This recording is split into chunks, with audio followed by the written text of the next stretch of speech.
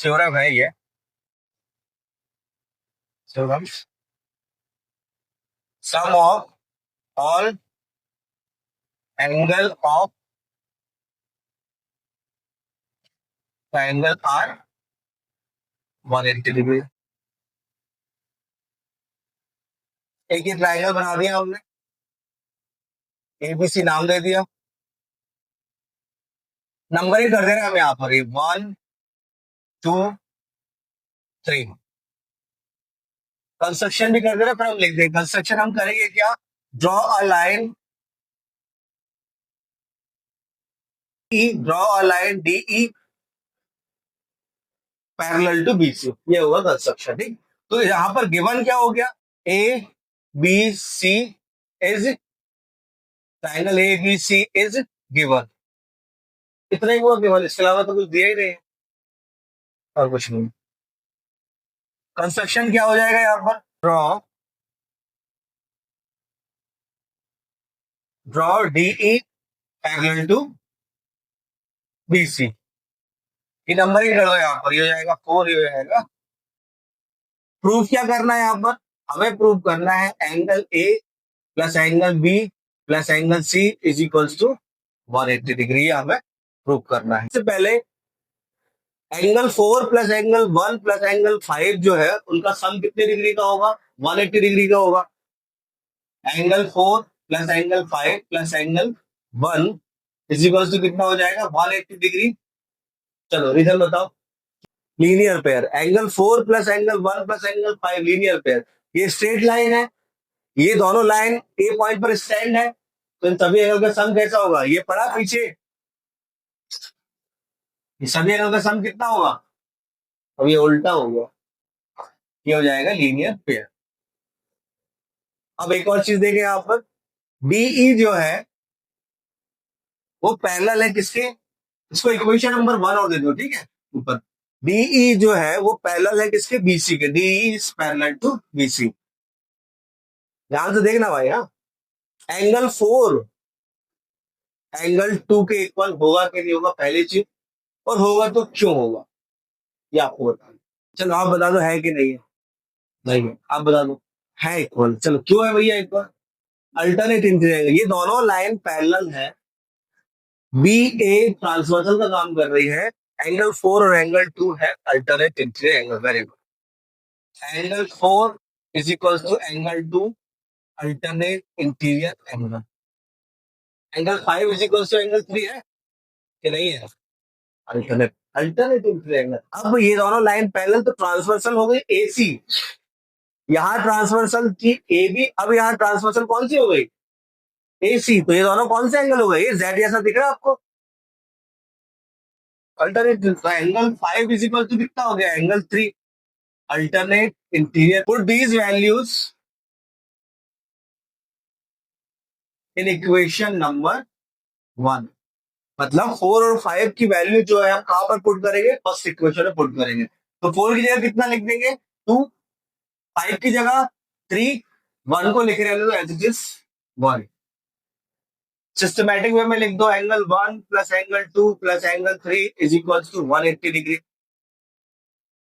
1 angle A हो गया, 2 angle B हो गया, प्लस 3 एंगल सी हो गया, is equal to 180 degree. Exterior angle is equal to sum of opposite to interior angle. Exterior angle property of triangle. Exterior angle property तो मैं पढ़ा दे रहा हूं, बट लगाओगे कब, जब भी किसी ट्रायंगल की कोई भी एक साइड प्रोड्यूस होते हुए दिखेगी वहां लगेगा एक्सटीरियर एंगल प्रॉपर्टी। अब वो कहीं किसी भी साइड से प्रोड्यूस हो सकती है। पहले मैं डायग्राम बना देता हूँ, ठीक है। डायग्राम क्या है आपका, एक ट्रायंगल बना लिया हमने, नाम दे दिया इसका एबीसी। बीसी को हम प्रोड्यूस कर दे रहे हैं कहां तक, डी पॉइंट तक। बीसी को हम प्रोड्यूस कर दे रहे हैं कहां तक, तो बीसी प्रोड्यूस हो गया। यहाँ पर जो ये बाहर एंगल दिख रहा है आपको, ये कौन सा एंगल होगा, एक्सटीरियर एंगल। आया समझ में, ये जो एंगल एक्सटीरियर एंगल, ये इक्वल किसके होगा, ये इक्वल होगा अपोजिट टू इंटीरियर। अपोजिट कौन से होंगे, एंगल ए और एंगल बी इसके अपोजिट टू इंटीरियर एंगल होंगे। आया समझ में? गिवन लिख लो। गिवन में क्या है? कुछ गिवन में बचे ही है। Triangle A B C is given in which BC is produced to point D। Prove करना हमें एंगल ए सी डी, ये वाला angle is equals to angle A plus angle B. आए समझ में? ए सी डी जो है ये एक्सटीरियर एंगल है। कैसे पहचानोगे? इसके अपोजिट टू इंटीरियर एंगल देखो यहाँ पर रफ में। मान लीजिए ये है, ये साइड प्रोड्यूस हो गई है, ये वाला एंगल कौन सा बना? Exterior angle. मान लीजिए ये 1 है, ये 2 एंगल है, ये 3 है, ये 4 है, ये एक्सटीरियर एंगल है। Exterior angle is equal to sum of opposite to. Opposite मतलब यार ये एक्सटीरियर बना दिख रहा है बाहर है, इसके जस्ट बाजू वाला एंगल काट दो मन में, वो उसके बाजू वाला एंगल होगा। तो बचे हुए कौन से 2 एंगल? 3 और 4। ये कैसे हो जाएंगे? Opposite to interior angle. समझ में आया? ऐसे याद रखो। तो यहाँ पर ACD is equals to, ACD के बाजू वाला ये सी वाला, इसको काट दिया तो क्या बचा? ए और बी। समझ में आया कि नहीं आया? ऐसे लगाना है। अब कैसे प्रूव करूंगा? नंबरिंग कर दो 1 2 3 और 4। Now in triangle A B C, angle A plus angle B plus angle C is equal to कितना है? 180 degree by angle sum property of triangle. अभी अपन ने पढ़ा। एंगल ए कितना है? 1, angle 2, angle 3 is equal to कितना है? 180 डिग्री। एंगल 3 प्लस 4 क्या, कौन से एंगल बना रहे हैं? अभी लिख लेना, तू लिख लेना, लिख बाद में लेना, पहले समझ लो। Linear pair. कौन से एंगल है? Linear pair. ये स्ट्रेट लाइन, ये उस पर स्टैंड है, तो 3 प्लस 4 का सम कितना हो जाएगा? Angle 3 plus angle 4 is equal to कितनी डिग्री का हो गया?